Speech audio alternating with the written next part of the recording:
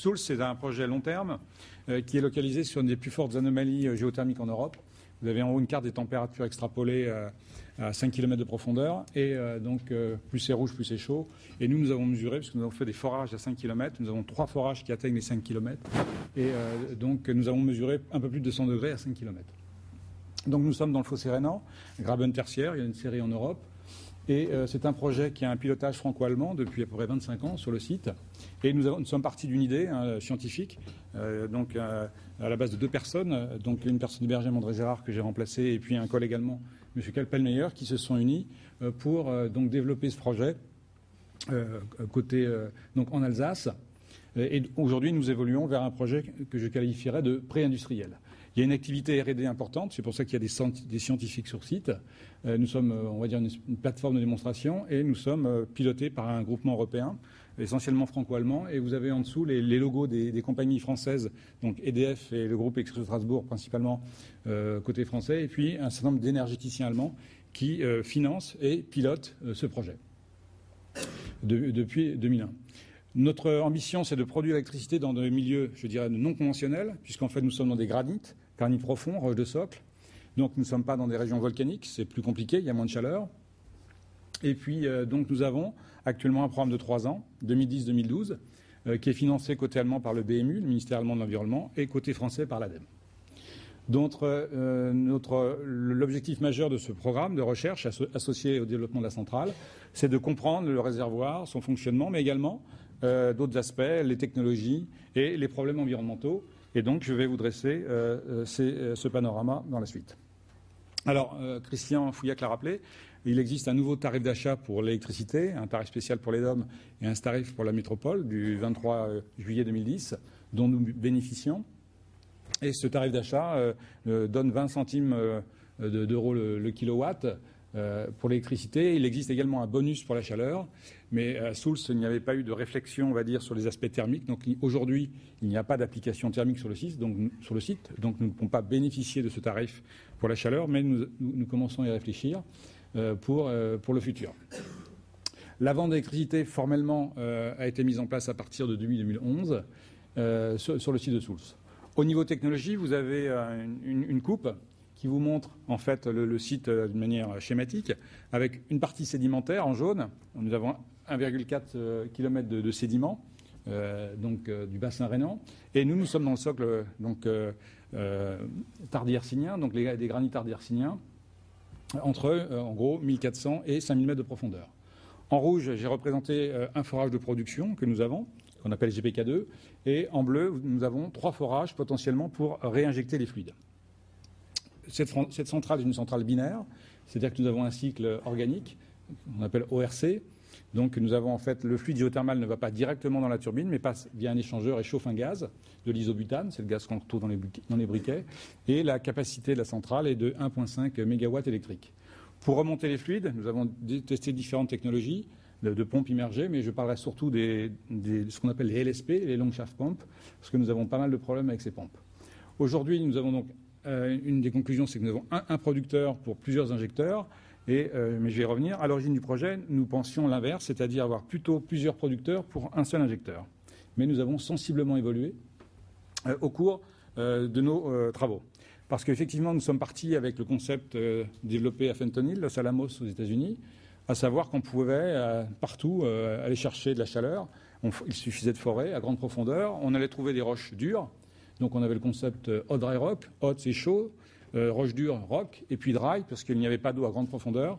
Et donc on allait fraquer la roche, mettre de l'eau, faire un second puits, refraquer la roche, faire une circulation et donc remonter cette eau chaude qui prenait les calories au contact de la surface d'échange avec la roche et faire de la vapeur en surface et actionner une turbine. Donc on travaille dans un système fermé et on crée tout. On crée un échangeur artificiel. Aujourd'hui, on a relativement évolué parce que j'ai l'habitude de dire qu'à Soultz, on n'est ni hot, ni dry, ni rock. Alors ni hot parce que 200 degrés à 5 km, c'est pas si chaud que ça. Bon, c'est plus chaud que le Canada, que nous a montré M. Jopard, mais c'est pas si chaud que ça. Ni dry parce qu'en fait, il y a de l'eau dans le milieu. Et aujourd'hui, nous ne mettons pas une goutte d'eau, il y a de l'eau. Donc on exploite une eau qui existe. Et ni rock parce qu'on était parti avec le concept d'une roche dure. En fait, il y a un centre de faille. Nous sommes dans le Fossé rhénan, une histoire tectonique importante. Et en fait, nous exploitons, nous allons chercher une ressource qui se trouve dans des failles. Mais ces failles sont mal connectées Et donc, notre enjeu, c'est donc d'appliquer la technique EGS, c'est-à-dire, quand nous forons, nous sommes obligés de faire des stimulations hydrauliques ou chimiques pour réouvrir ces failles et drainer davantage de fluide. Et donc, ce qui a été montré, c'est que nous avons trouvé des saumures, 100 grammes par litre, 3 fois l'eau de mer, qui sont dans ces milieux, qui sont finalement des granites altérés, fracturés, un certain nombre d'altérations géothermales, de fractures, des zones plus ou moins complexes. Et notre enjeu, c'est de connecter les puits, 20 cm de diamètre, à ces failles et d'extraire donc cette eau, d'en prendre les calories et de la réinjecter. Donc nous avons sensiblement évolué entre un milieu complètement fermé vers aujourd'hui. Finalement, on est sur des systèmes plus ouverts et notre challenge, c'est de se connecter. Et on n'utilise plus du tout le terme hot dry rock. Pour nous, c'est le terme EGS, même s'il n'est pas toujours très bien défini, parce que nous avons montré qu'il y a des grandes quantités d'eau, finalement, dans ces milieux non volcaniques que nous cherchons à exploiter. Alors, les principaux résultats scientifiques et techniques. Alors, pourquoi Soultz d'abord? Pourquoi nous avons été à Soultz? Donc, mes prédécesseurs ont choisi Soultz parce qu'il y avait beaucoup de connaissances et en fait, il n'y a pas eu d'exploration. Là, juste avant, on a eu un débat sur l'exploration. À Soultz, il n'y a pas eu d'exploration. On cherchait un milieu chaud et profond. Les pétroliers, Pechelbronn, c'est le plus vieux champ pétrolier du monde, premier forage pétrolier 1813. Donc on a 5200 forages qui ont été faits. Bon, 90% d'entre eux étaient dans les 600 premiers mètres, mais une très bonne connaissance géologique. Total avait fait de la sismique et donc une anomalie thermique connue, puisqu'il y avait des galeries. Les gens exploitaient le pétrole en galerie pour que les gens puissent travailler en mesurer la température, des cartes de température, j'en montrerai une tout à l'heure. Donc on connaissait bien les températures chaudes, le milieu géologique. Un forage pétrolier avait touché du socle, donc on est parti dans ce projet, quasiment sans exploration, en utilisant finalement de la connaissance qui était déjà acquise. Pourquoi Soultz également? Eh bien, Soultz, c'est souvent ce que j'ai l'habitude de dire aussi, l'Alsace, c'est la plus belle province d'Allemagne, donc très proche de la frontière, on est à 15 km de la frontière, donc une histoire, donc c'est très facile pour les Allemands de venir travailler, donc un fort pilotage franco-allemand depuis le début du projet, donc disons, et puis bien sûr un certain nombre de pays qui ont contribué ou qui continuent, en particulier les Suisses qui sont toujours très actifs, mais les collègues anglais, italiens, on a eu des Japonais aussi sur le site, on a eu un postdoc japonais. Donc une très forte, on va dire, interaction avec, j'ai oublié les Américains aussi, qui ont participé à l'aventure de Soultz. Donc voilà quelques illustrations du champ pétrolier de Soultz, avec une carte des forages, des lignes sismiques qui ont été réinterprétées par le BRGM. On en a fait des modèles 3D, par exemple avec GOCAD, un des premiers 3D de GOCAD à Nancy a été fait donc, avec les données de Soultz. Et nous avons foré sur une structure, donc on est dans un fossé d'effondrement, et nous avons foré dans le granit sur une structure qu'on voit tout en bas, c'est tout de suite là, voilà, qu'on voit ici, qu'on appelle le Horst de Soultz, c'est-à-dire une zone moins effondrée à l'intérieur du fossé rhénan. Et donc la plupart des forages ont été faits sur cette structure qui est limitée par deux grandes failles normales dont on voit les rejets qui sont supérieurs pour la faille de Kutzenhausen qui est à l'ouest, qui est supérieure à 500 mètres. Alors voilà les données qu'on avait aussi au départ, une carte des températures de 1929, donc un document historique. Et bon, c'est un peu difficile à lire, mais on peut voir les isothermes qu'à 400 mètres de profondeur, on avait 50 degrés. Donc on est parti, on voulait 200 degrés à l'époque pour faire de la vapeur. Christian l'a rappelé juste avant. Et donc, on avait designé le premier puits. On savait à peu près qu'on avait 100 degrés 1 km. Donc, on a fait une belle extrapolation, 200 degrés 2 km. Et à 2 km, le premier forage d'exploration, nous n'avons trouvé que 140 degrés. Alors, la géothermie, ce n'est pas un long fleuve tranquille. Je vais vous le montrer par la suite. Ça, c'est le cycle de vie d'un forage entre l'idée de départ, la sélection du site. Ensuite, on a fait un certain nombre de forages, donc un certain nombre d'outils ont été utilisés, par exemple de l'imagerie dans les puits, différents types de logging. On a stimulé ces puits, donc on a généré une microsismicité induite, je vais y revenir. On a fait des tests de circulation. Et puis ensuite, on a designé une centrale. Et aujourd'hui, on essaye d'opérer ces centrales. Et dans quelques années, eh bien, il y aura la procédure d'amont. Donc tout ça, ça a représenté 25 ans de travail pour arriver à la partie exploitation où on est aujourd'hui. Et vous allez voir, on n'a pas encore résolu tous les problèmes. Alors, je ne vais pas rentrer dans le détail du projet. Vous avez ici les différentes phases d'exploration par forage, les forages superficiels à 2000 mètres, dont un a été carotté. Donc, on a appris beaucoup de choses à partir des échantillons de carottes sur la fracturation, la pétrologie, les altérations. Ensuite, on a fait une phase à 2500 mètres, un réservoir à 2500 mètres, on a fait des tests entre puits.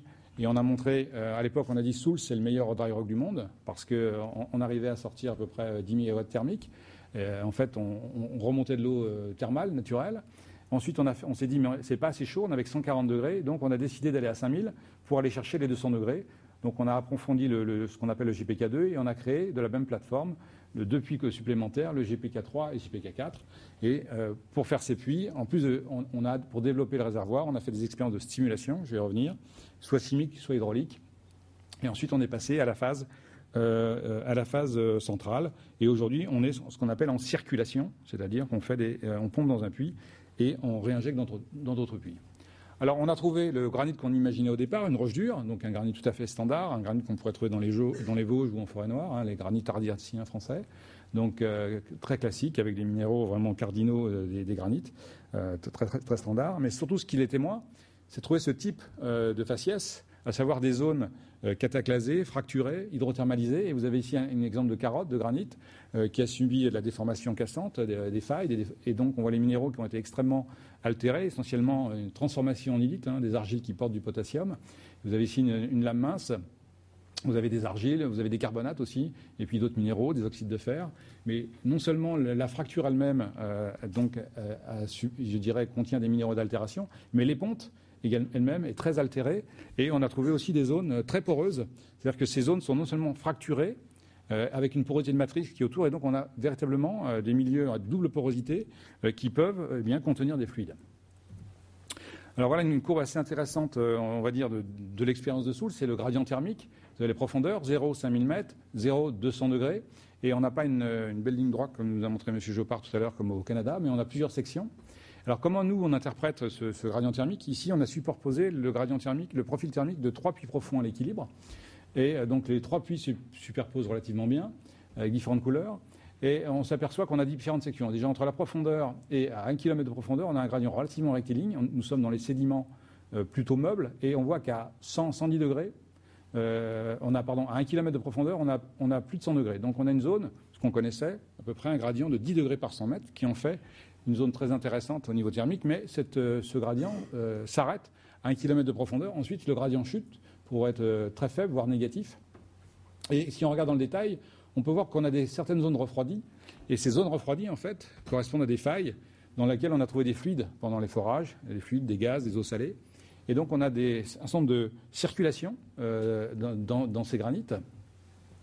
Et donc, on imagine qu'on a finalement entre le toit des grès, qui sont aussi des roches dures et très souvent fracturées, entre le toit des grès du Trias, et puis 3500 mètres de profondeur, on a essentiellement de la convection, on homogénise les températures. Donc, on remonte des calories vers cette zone à 1000 mètres de profondeur, et ces calories se dissipent par conduction dans les sédiments supérieurs et d'ailleurs maturent la matière organique, d'où l'explication du champ Pechelbronn. S'il y a un champ pétrolier en Alsace, c'est parce que la géothermie en dessous et le moteur échauffent, on va dire, la matière organique.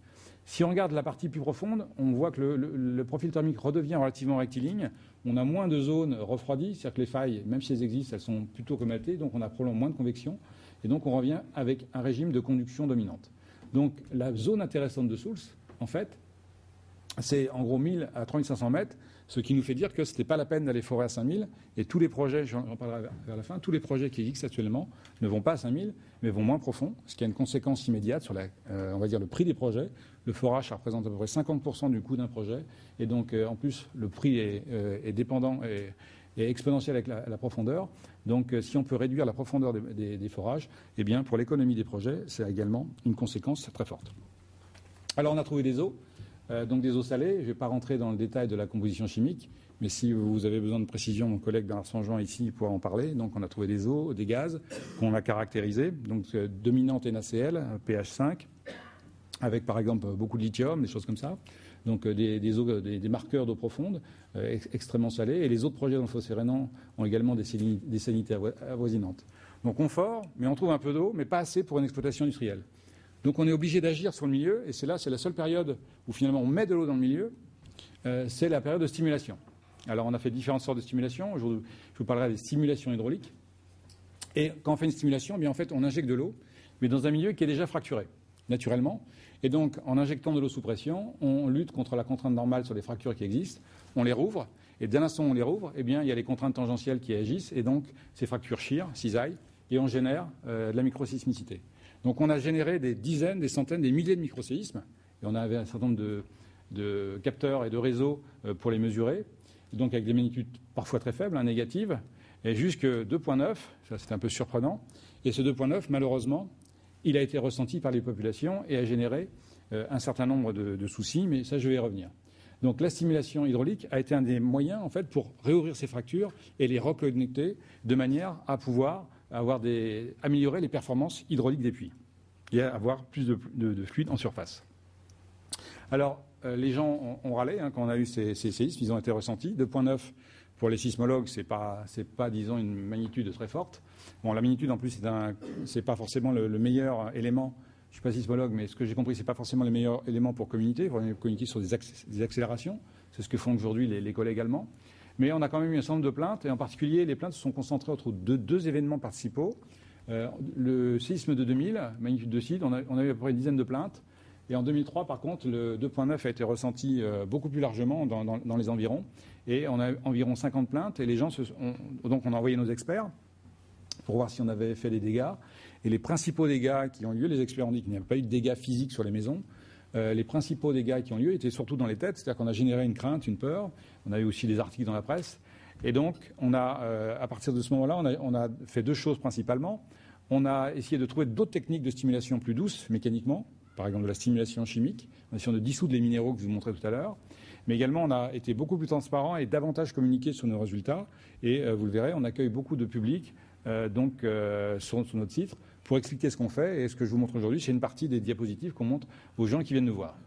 Mais c'est un problème très important, la sismicité induite, dans ces projets, parce que par exemple, côté allemand, à 15 km de chez nous, ça génère une réelle opposition au projet. Donc en termes de dégâts, il n'y en a pas eu, donc ça ne nous a rien coûté financièrement, mais c'est plutôt dans les états d'esprit que ça a généré des problèmes. Résultats techniques.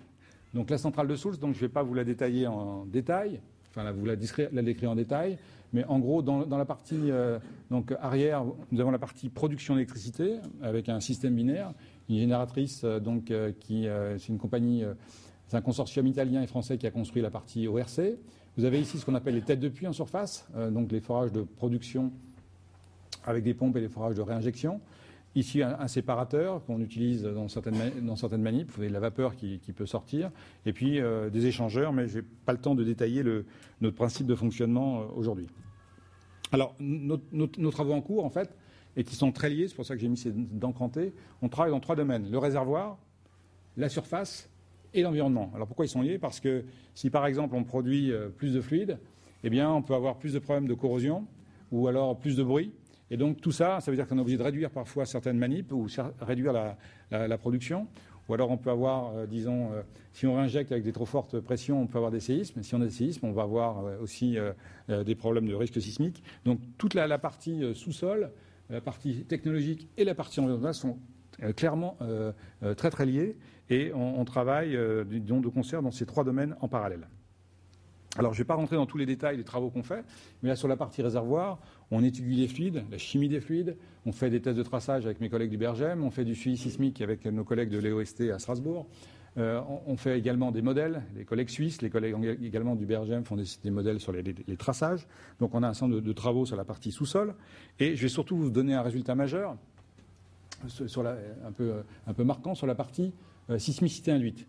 Si je vous ai mis ce qu'on a fait en 2010, c'est donc vous avez le temps en abscisse et en ordonnée, nous avons la pression en tête sur le puits de réinjection et elle est exprimée en barre et vous voyez que vous avez l'histogramme des séismes en fonction du temps et vous voyez quand on a une pression qui est on va dire autour de 50 bars, on a quand même au début on n'a pas eu tout de séisme mais après on a quand même des petites craies sismiques et dès qu'on diminue on a diminué la pression en dessous de 45 bars. Après, elle est remontée un petit peu naturellement, mais on voit que l'activité sismique était relativement minorée. Donc 45 bars de pression, en 2010, on a eu à peu près 400 microséismes. En 2011, on a fait un peu différemment. On a partagé le flux de réinjection sur plusieurs puits, et donc on a réussi à avoir des pressions de réinjection d'environ 20 bars, même un peu moins. Du coup, on a eu moins de 10 séismes. Donc en jouant sur les conditions opérationnelles du site, on a réussi à relativement maîtriser, minimiser cette activité sismicité induite. Sur la partie technologie, alors on fait des études, par exemple, de corrosion. Il y a des collègues de l'IFER là qui sont dans la salle. On fait des études aussi sur les dépôts, les scaling, je vais y revenir, les échangeurs, et puis également les pompes. Donc je vais illustrer une partie des travaux, et en particulier les pompes de production, les pompes émergées, ça a été évoqué par Christian juste avant. Là, on a un gros souci sur les pompes. parce qu'actuellement, on est, je dirais, des casseurs de pompes. Et là, je vous ai amené, disons, un exemple. Alors d'abord, notre puits de production est très petit. Donc comme le puits de production est très petit, il n'existe pas sur le marché, sur étagère, de pompes qui vont dans nos puits. Donc à chaque fois, ce sont des prototypes, donc ils sont très chers, et ils nous posent des problèmes techniques. On a peu de jeux, par exemple, pour manipuler ces pompes dans les puits. Et donc là, vous avez un exemple de pompe, c'est la partie hydraulique, c'est-à-dire la base de la pompe. Vous voyez qu'elle est en relativement mauvais état. Alors pourquoi elle est en mauvais état? Parce qu'on avait accéléré les débits pour accélérer la production électrique. Et en accélérant les débits, en fait, on a remonté des particules de granit. Parce que quand on a foré dans ces puits, comme il y a des failles perméables, quand vous forez, les cuttings, ce qu'on appelle les déblais de matériaux, partent dans les failles. Et ils y étaient restés pendant un moment. Et en remontant, plus vous accélérez les débits, vous remontez finalement plus de fluide. Vous remontez ces cuttings qui traversent la pompe. Et quand vous avez des silicates, donc des grains de silicate à forte vitesse qui passent dans votre pompe, eh bien, ça fait de l'abrasion et ça mange votre pompe. Et nous avons cassé un certain nombre de pompes. Et encore récemment, nous sommes en train de remonter une pompe cette semaine. Nous avons des gros difficultés avec la partie pompe. Et si nous n'avons pas de pompe, eh bien, nous ne pouvons pas produire d'énergie. Et donc, le site ne peut pas fonctionner. Alors, ensuite, la partie environnement. Donc, quelques exemples sur la partie environnement. On peut avoir du bruit, on peut avoir des vibrations, mais également, je vais plutôt vous parler de quelque chose qui est assez nouveau, on va dire dans la communauté géothermale, c'est la partie radioactivité naturelle. Alors, pourquoi radioactivité naturelle? Nous lessivons un granit, une roche naturellement radioactive, ça a été rappelé ce matin, et en fait, nous prenons des calories à ce fluide, et donc, en prenant des calories, eh bien, nous le refroidissons. En le refroidissant, il y a des dépôts, qu'on appelle du scaling dans notre jargon, et ces dépôts, eh bien, ils ont la fâcheuse tendance à précipiter, on va dire, des minéraux radioactifs. Donc, je vais vous décrire ça.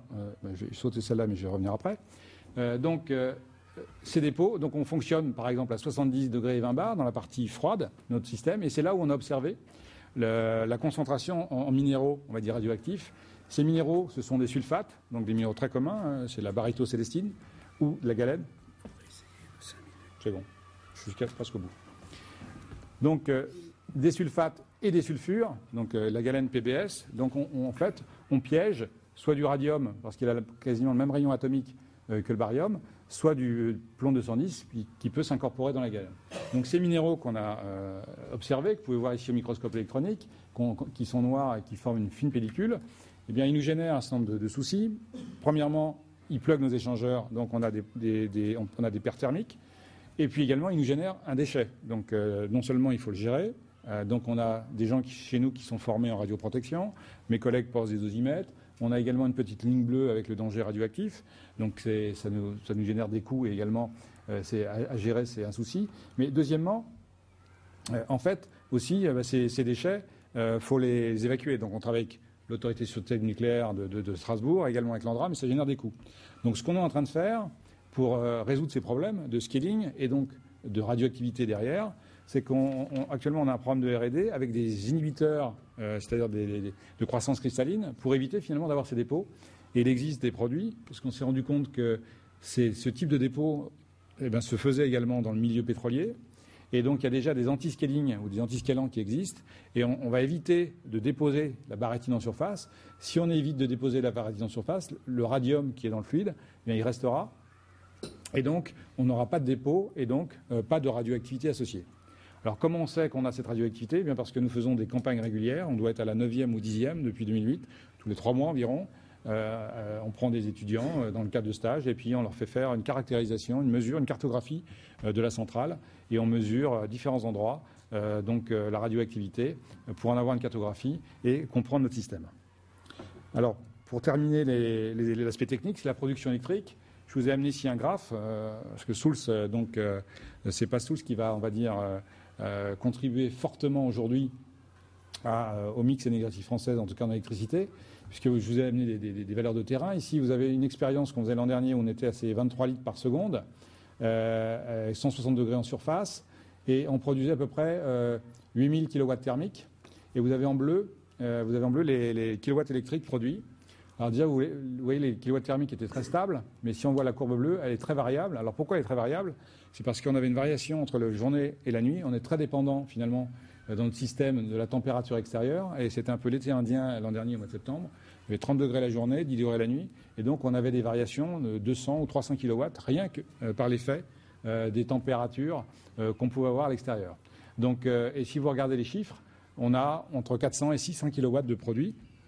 Et donc, la turbine a une capacité maximum de 1,5 MW, mais c'est avec ces critères-là, un design de 35 litres par seconde et 175 degrés. Donc, on n'y était pas, d'où ces valeurs. Donc, en termes de production électrique, on reste quand même tout à fait modeste sur nos affaires soulsiennes. Alors, ça, je l'ai déjà fait.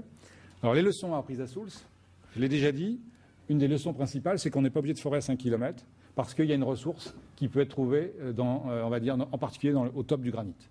De plus, quand on est au top du granit, on a beaucoup moins de sismicité, voire pas du tout, ce qui est aussi donc, ce qui minimise les risques, ce qui est assez intéressant. Et le deuxième élément qui est intéressant également, il y a beaucoup, comme effectivement, si on est plus haut, on sera un peu moins chaud, mais il y a beaucoup plus de fluide. Et donc, comme la puissance thermique, c'est le produit entre le delta T et le débit qu'on peut extraire, même si c'est un peu moins chaud, mais que vous pouvez en produire beaucoup plus, eh bien, pour l'économie du projet, pour la production thermique puis électrique derrière, c'est quand même plus intéressant. Alors, ces leçons, quand même, elles ont permis une dernière leçon, pardon, c'est aussi le fait d'avoir 2 injecteurs pour un producteur, parce qu'on voit qu'avec un injecteur, on a des pressions fortes et on a une activité sismique importante. Donc, la notion doublet versus triplet. Le triplet, en termes d'économie, ça coûte plus cher, mais ça vous permet de minimiser les problèmes de sismicité. Et puis, bien sûr, les problèmes de pompage qui sont très importants. Alors, pour terminer, bon, ça je l'ai déjà évoqué, mais c'est un petit résumé. Donc, le site de Souls, on a acquis beaucoup de données au cours de ces 25 ans. Et ces données elles sont utilisées par pas mal de scientifiques, par nous-mêmes et aussi par pas mal de scientifiques. On participe à des groupes de travail, en particulier tout ce qui est sismicité induite.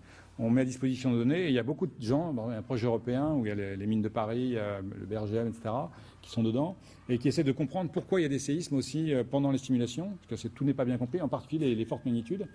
Donc ça fait l'objet de travaux. Sur le plan technique également, on a appris pas mal de choses entre les aspects de simulation chimique et simulation hydraulique. On voit qu'en simulation chimique, on a moins de sismicité, ça coûte moins cher, il n'y a pas de séisme ressenti, donc on a progressé aussi là-dessus. Et puis, ce qu'il faut avoir à l'esprit, c'est que la simulation, c'est quelques jours, une semaine dans la vie d'un projet. La circulation, c'est 20 ou 30 ans. Donc, aujourd'hui, on a assez peu de données. On est peut-être des rares au monde à avoir des données sur la circulation. Qu'est-ce qui se passe vraiment pour une circulation? Parce que les gens s'excitent beaucoup sur la stimulation. Mais la stimulation, c'est, je dirais, c'est quelques secondes dans la vie d'un projet. Alors que la circulation, comprendre ce qui se passe dans le long terme, le vieillissement du réservoir, à mon avis, c'est assez fondamental. Et là, on manque. Et l'intérêt de Souls, c'est aussi d'apporter des données dans ce domaine sur le long terme pour nourrir également des modèles et mieux comprendre. Et enfin, on communique beaucoup. Sur site, on a à peu près 2000 visiteurs par an. On a beaucoup de grandes écoles, on a des associations, des étudiants, des hommes politiques aussi qui viennent, des élus. On organise des conférences, on a fait une l'an dernier sur le fossé rhénan, on avait 150 personnes. Et puis, on dissémine également, on a un nouveau site web.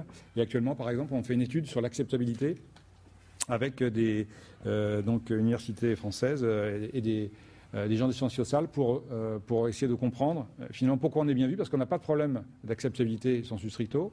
Il y en a beaucoup de l'autre côté de la frontière à 15 km et on fait une comparaison pour un petit peu voir si on pourrait même s'améliorer. Si on n'a pas de problème aujourd'hui, mais on essaie d'anticiper ça. Pour terminer, Souls a beaucoup publié. Vous avez ici le nombre de publications dans les journaux à comité de lecture. Il y a 41 thèses qui ont été faites sur Souls. Il y en a encore, à ma connaissance, 9 en cours. Donc on a beaucoup publié. Donc c'est une des raisons aussi pourquoi on est connu. Et puis là, je vous ai mis un graphe assez récent sur le temps. C'est le nombre d'étudiants. Alors, en bleu, ce sont les étudiants français. Et puis en rouge, ce sont les étudiants allemands et puis d'autres nationalités. Mais vous avez ici un peu un histogramme du nombre d'étudiants qui participent à l'aventure soulsienne. Et donc on est à plus de 100, 120 ou 130 étudiants. Et donc on participe aussi quelque part à la formation. Et on a de plus en plus, ils ne sont pas intégrés dans ce diagramme aussi, mais des gens qui viennent pour des formations type BTS, Bac, DUT, donc des formations plus techniques et technologiques. Donc là aussi, on participe donc à la formation des gens dans la filière. Alors ce qu'on voit, ce qui est juste le point marquant, c'est qu'on voit qu'on a beaucoup plus d'étudiants allemands actuellement que par le passé. Pourquoi? Parce qu'il y a une chaire de géothermie qui s'est créée à Karlsruhe. Karlsruhe, c'est à 45 km de Souls. On a des accords de recherche avec nos collègues allemands. Et il y a pas mal d'étudiants qui travaillent sur le site. Bon, Et j'ai fini. Merci. J'ai fini, juste pour dire qu'il y a des projets qui sortent de Souls. Il y a des projets côté allemand. Ce sont des équipes qui ont été formées à Souls, qui ont monté des compagnies. Et donc, il y a 2 projets qui fonctionnent en Allemagne. Il y a un projet qui démarre à 7 km de Souls avec les gens du groupe Électricité Strasbourg et également Rocket et puis la Caisse des dépôts. Donc ça aussi, ce sont l'expérience Souls qui est mise à profit. Et enfin, là c'est très récent, on a déposé avec nos collègues de l'EOST Strasbourg un LabEx en géothermie. On aura le kick-off mythique la semaine prochaine. Et l'idée, c'est de faire de la R&D, de la formation également sur des technologies type Souls. Et donc, pour en savoir plus, je vous ai mis quelques références de mes collègues. Et sur le site web, vous trouverez également les 1400 références du projet Souls. Et je vous remercie pour votre attention.